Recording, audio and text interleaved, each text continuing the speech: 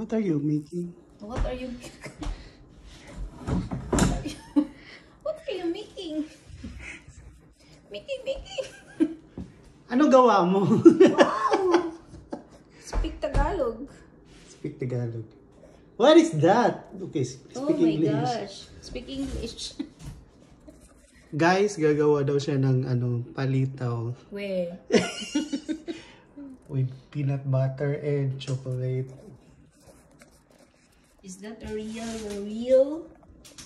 Real. Okay. And what is palitaw in English? Change. Change? Palit.